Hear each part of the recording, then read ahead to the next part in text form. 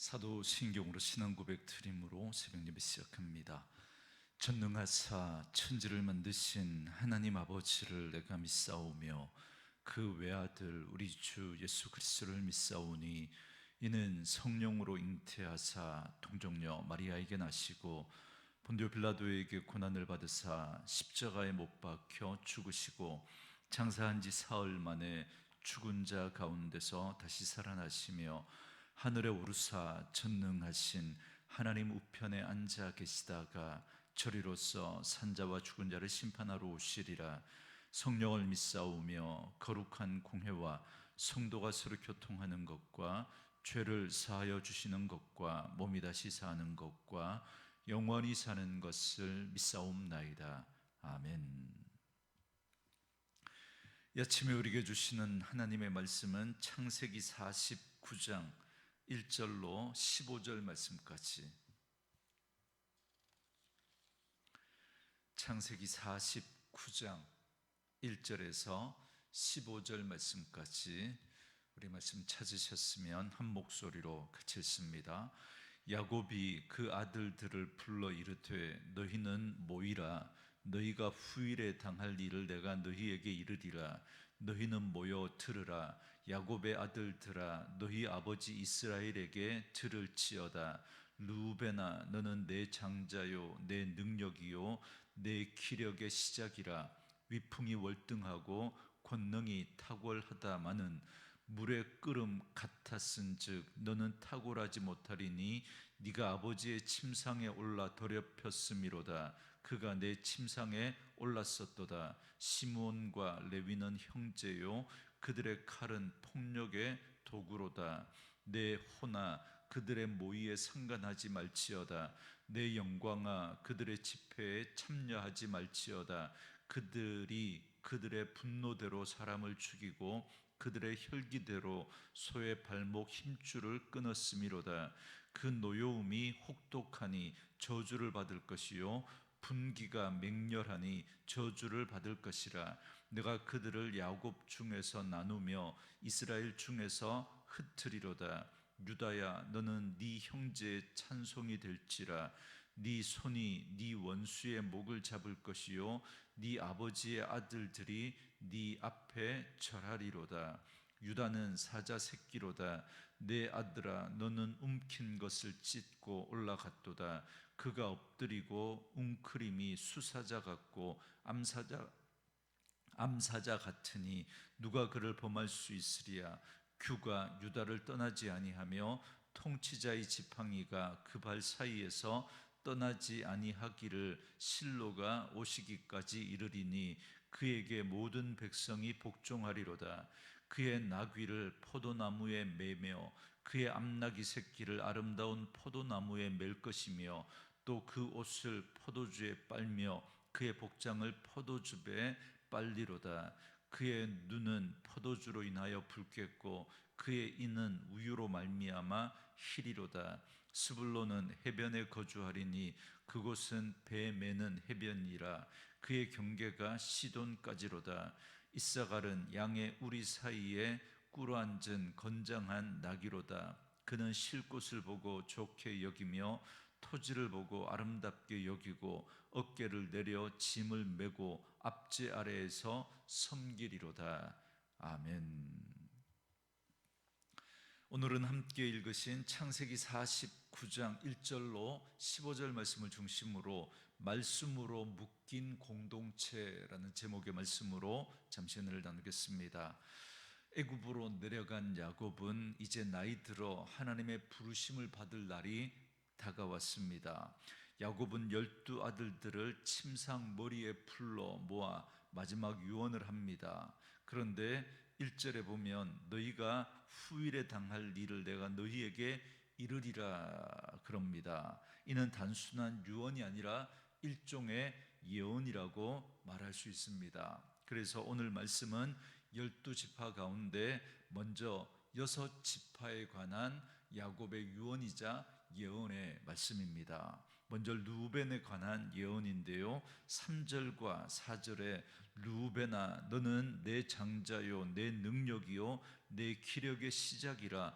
위풍이 월등하고 권능이 탁월하다마는 물의 끓음 같았은즉 너는 탁월하지 못하리니 네가 아버지의 침상에 올라 더럽혔음이로다. 그가 내 침상에 올랐었도다. 그럽니다. 루벤은 장자로 야곱이 타향살이에서 얻은 첫 번째 아들입니다. 그를 얻을 때 얼마나 야곱이 기뻐했겠습니까? 그래서 야곱은 루벤을 향해서 너는 내 장자요 능력이요 기력의 시작이다 그럽니다. 그는 장자로서 위풍이 월등하고 권능이 탁월했습니다. 그런데 루벤의 문제가 무엇이었습니까? 물에 끓음 같다 그럽니다. 이는 루벤이 아버지의 침상을 더럽힌 사건과 관련이 있습니다. 루벤은 물에 끓음같이 자신의 정욕을 제어하지 못하고 그만 야곱의 첩중의 한 사람인 빌하와 부정한 관계를 맺었습니다. 이로 인해 루벤은 자신의 타고난 배경과 능력과 기회를 다 쏟아버리고 말았습니다. 루벤은 아버지 야곱에게서뿐만 아니라 동생들로부터 신망을 잃어버렸습니다. 그래서 루벤은 장자로서의 탁월함과 위풍을 다 잃어버리고 말았던 겁니다. 다음은 시므온과 레위에 대한 예언입니다. 이 둘은 12형제 가운데 특별히 서로 가까웠던 것으로 보입니다. 그래서 이 두 사람은 늘 함께 했습니다. 그래서 야곱은 이 둘에 대해서 함께 예언을 합니다. 5절과 6절에 시므온과 레위는 형제요 그들의 칼은 폭력의 도구로다. 내 호나 그들의 모의에 상관하지 말지어다. 내 영광아 그들의 집회에 참여하지 말지어다. 그들이 그들의 분노대로 사람을 죽이고 그들의 혈기대로 소의 발목 힘줄을 끊었음이로다 그럽니다. 야곱은 이 두 형제를 볼 때마다 디나의 사건으로 인한 세겜에서의 잔인한 학살을 떠올렸습니다. 이들은 하나님이 주신 거룩한 언약의 증표인 그 할례 예식을 비정한 피의 복수로 만들어 버렸습니다. 할례를 받으라. 우리 내 동생 디나와 결혼하려면 할례를 하라라고 하고 그 세겜 족속에게 이야기하고 그들이 할례를 하고 제일 고통스러운 그 3일째 되는 날 그들이 그 세겜 족속을 학살해 버립니다. 그들은 사람뿐만 아니라 소의 발목 힘줄까지 다 끊었다 그럽니다. 이는 그들이 잔인한 복수를 했을 뿐만 아니라 불필요한 살육을 했다라는 걸 말합니다. 이 일은 야곱에게 큰 상처로 남았습니다. 그래서 야곱은 이 일에 관하여서 이렇게 예언합니다. 그들이 다시는 죄 짓기를 공모하지 못하도록 하나님이 나누고 흩으신다라는 겁니다. 실제로 시므온 지파와 레위 지파는 나중에 가나안 땅을 분배받을 때 흩어집니다. 시므온 지파는 그들만의 지역을 따로 분배받지 못하고 유다가 받은 지역 중에 여러 성읍을 분배받아서 흩어지게 되고 결국에는 유다 지파에 흡수되고 맙니다. 레위 지파 역시 이스라엘 전역으로 흩어지게 됩니다. 그런데 이들의 흩어짐은 그 양상이 전혀 달랐습니다. 이들은 광야에서 금송아지 사건 때 하나님 편에 서서 우상 숭배자들을 징벌하는 데 앞장섭니다.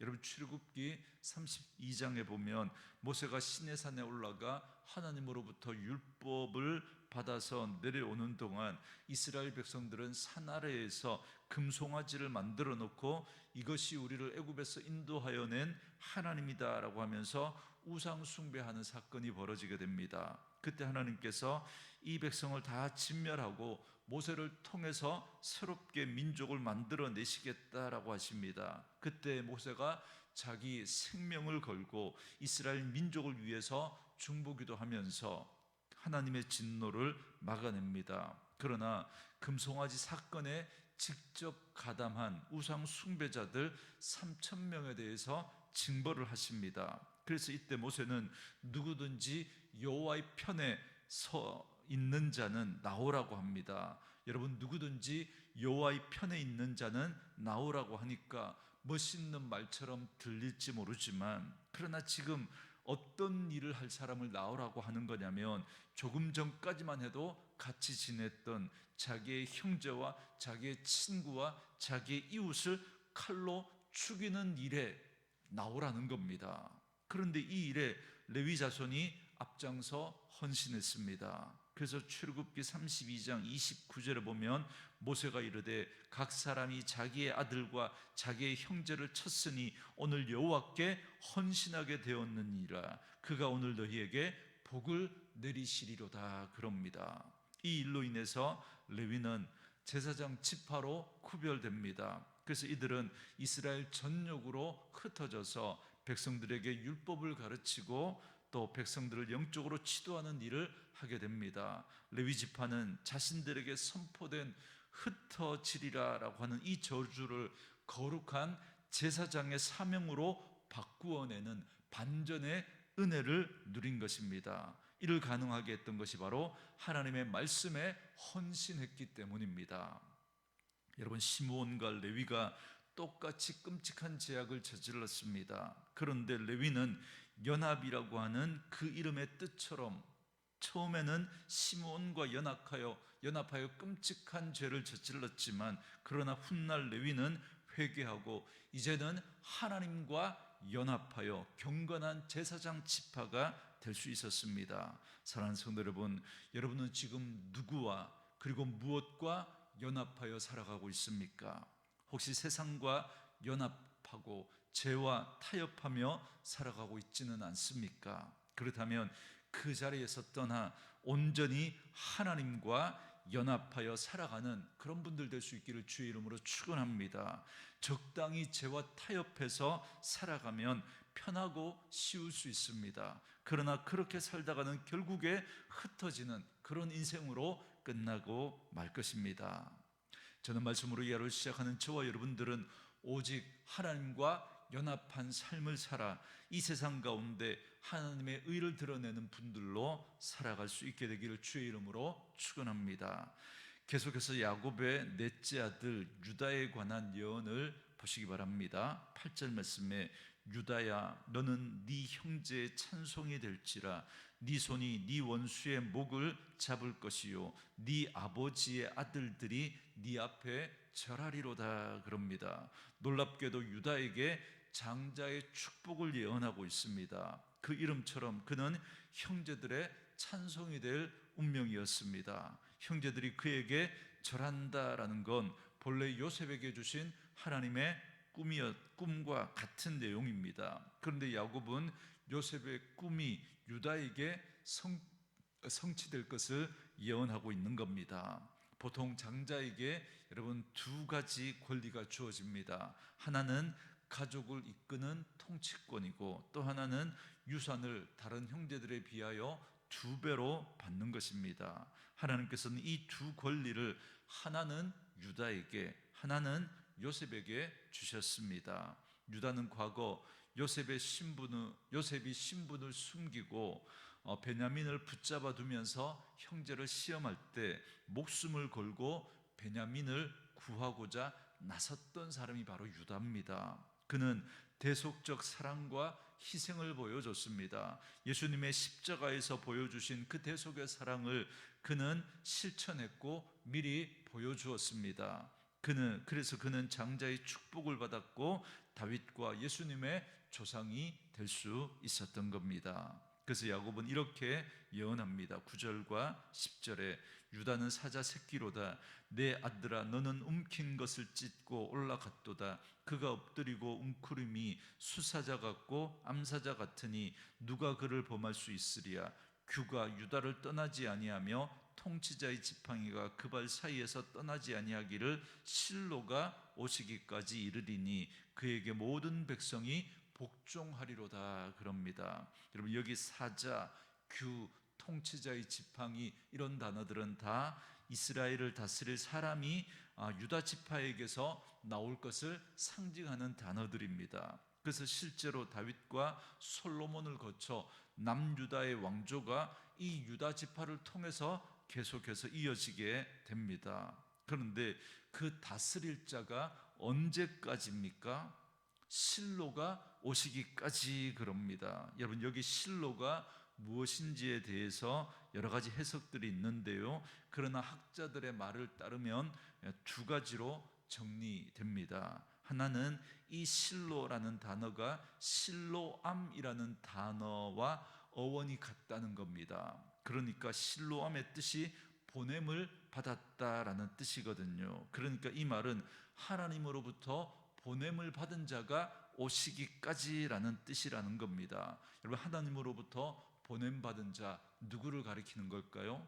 예수님이죠. 그러니까 예수님이 오시기까지 계속될 것이다 라는 겁니다. 그리고 또 하나의 해석은 이 실로라는 단어가 샬롬과 어원이 같다는 겁니다. 그러니까 이 실로는 샬롬의 왕, 평화의 왕이신 예수님을 의미한다, 이렇게 해석하는 거죠. 저는 둘 다 일리가 있고 어느 걸 택하든지 상관없다고 생각합니다.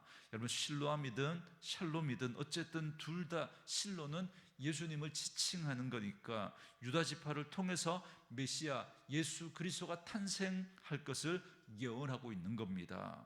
유다에 대한 예언의 마지막 11절 12절은 포도나무와 관련된 말이 계속되는데요, 이는 풍요를 상징하는 겁니다. 그러니까 예수님이 이 땅에 오심으로 그 안에서 영적인 풍요가 넘쳐나게 될 것을 말하고 있는 겁니다.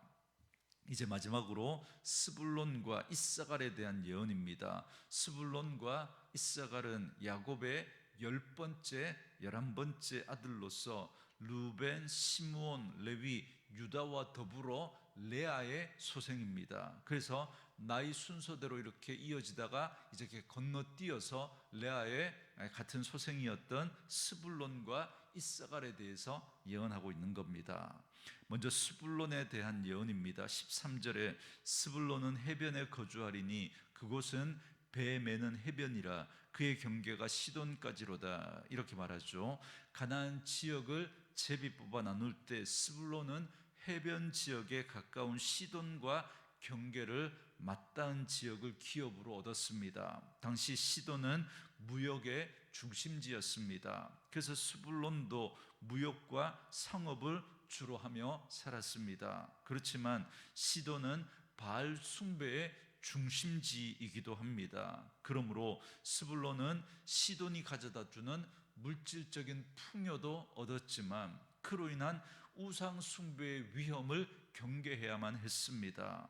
다음으로 이사갈에 대한 예언입니다. 14절 15절에 이사갈은 양의 우리 사이에 꿇어앉은 건장한 나귀로다. 그는 쉴 곳을 보고 좋게 여기며 토지를 보고 아름답게 여기고 어깨를 내려 짐을 메고 앞지 아래에서 섬기리로다, 그럽니다. 이사갈은 건장한 낙이라고 했습니다. 이 말씀처럼 여러분, 역대상 7장 5절에 보면 이사갈은 용감한 장수들이 되었습니다. 그들은 갈릴리 호수 남쪽에 풍성하고 비옥한 토지를 기업으로 얻게 됩니다. 그렇지만 이사갈 지파는 그 풍성한 삶 속에서 신앙을 상실하게 됩니다. 그래서 결국 이방 문화에 동화되어 하나님의 징벌을 받아 이방의 앞지 아래 놓이게 됩니다. 오늘 우리는 이렇게 야곱의 예언을 통해서 각 지파의 영적 현 주소와 미래를 살펴봤습니다. 루벤처럼 신앙 없는 능력으로 삶을 낭비하거나 스불론과 이사갈처럼 세상의 안락함과 풍요에 취해서 영적인 사명을 잃어버리는 자리에 머물러서는 안 될 것입니다. 반대로 내 안에 끓는 물 같은 정욕과 폭력적인 혈기를 십자가 앞에 내려놓고 온전히 하나님과 연합했던 레위와 같은 그런 반전의 은혜를 사모하시기 바랍니다. 나아가 형제를 위해서 자신을 희생했던 유다처럼 우리도 십자가의 그 대속의 사랑을 실천하며 날마다 주님 안에 성실한 믿음을 굳게 지키며 살아가는 저와 여러분 될 수 있기를 원합니다. 그래서 우리를 통해서 부어주신 그 하나님의 은혜가 우리 다음 세대까지 이어지며 하나님 앞에 복받는 믿음의 삶을 살아가는 저와 여러분 되어줄 수 있기를 주님의 이름으로 축원합니다. 우리 주신 말씀 묵상하시면서 이 찬양 함께 들으시며 기도하는 시간 갖겠습니다.